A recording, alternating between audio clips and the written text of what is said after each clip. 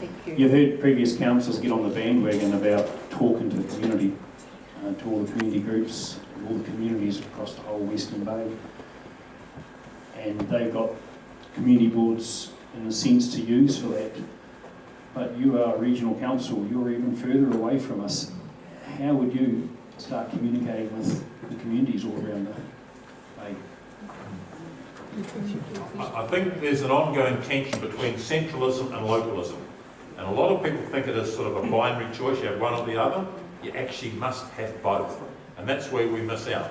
So as we centralise for economies of scale and greater efficiency, and you see that in the water's done well, I've got a few question marks about that, but that's sort of more centralisation, as is the regional council functions in a way.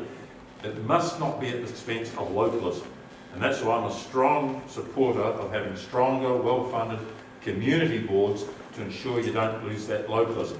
And as we go forward in the decades ahead, that centralisation tensions are going to get greater and greater.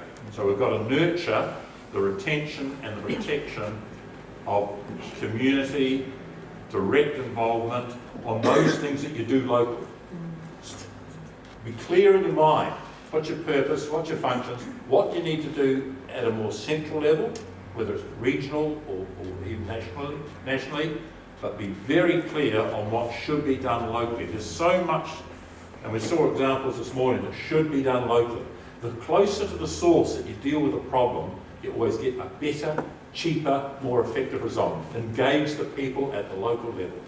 But some things have to be at a higher level, at a regional level. And that's that ongoing tension. Not one or other, you've got to have both.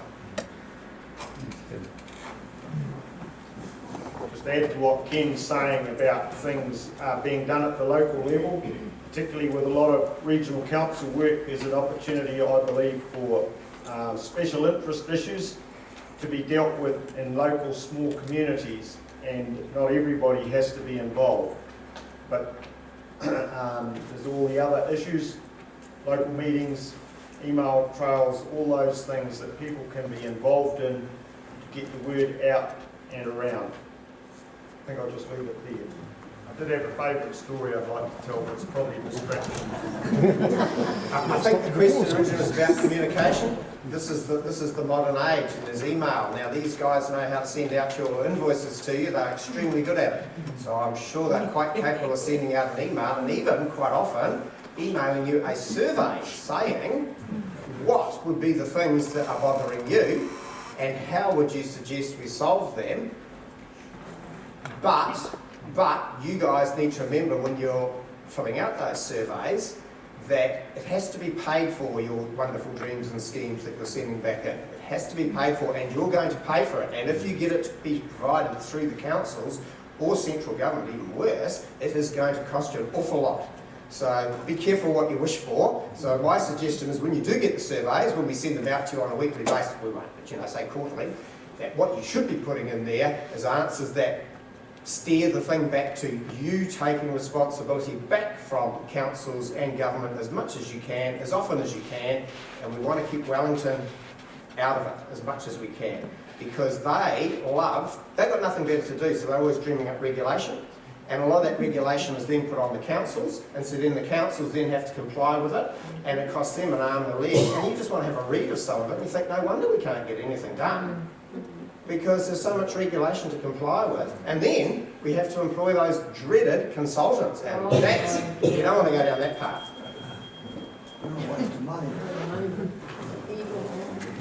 Welcome to our world. I meant what I said before. Now, we talk about the special, I know there's been a lot of talk about the special preference in Maori wards around across the country. We had to fight for a Maori ward. There was no special preference given to us. That's a right under the Local Government Act. Any other community has the same right. We had to fight for a forum at NZTA. It wasn't given to us by the treaty. It's part of their requirement to consult communities. You have the same right to form your own forum under NZTA. And if you don't know how, and you want some help with it, then vote me in the Māori ward and support Māori wards, and I'll teach you all how to do it. In answer to your question, I want to come to the community. I want to sit alongside our ratepayers and residents groups, our community boards. So as a regional councillor, I will commit to come along to the hui that are happening, to hear from the people that are saying the things that they are saying. Because I understand we don't have forums set up from a regional point of view, but I'm Maori. I'm born in Wānanga. We have hui all of the time. Like, I'll happily add hui to my schedule because it gets me closer to the people, gets me closer to understanding what you want, and that's what I need to have the voice in council.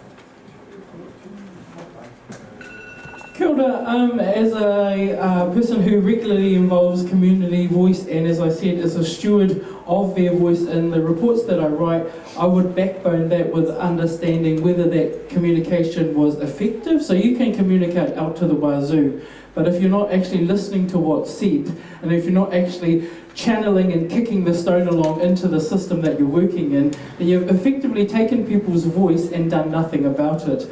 So I don't commit to that. I commit to upholding the community voice and ensuring that they are the threshold by which decisions are made. So nothing without us, that kind of thing. About us, without us. Kia ora.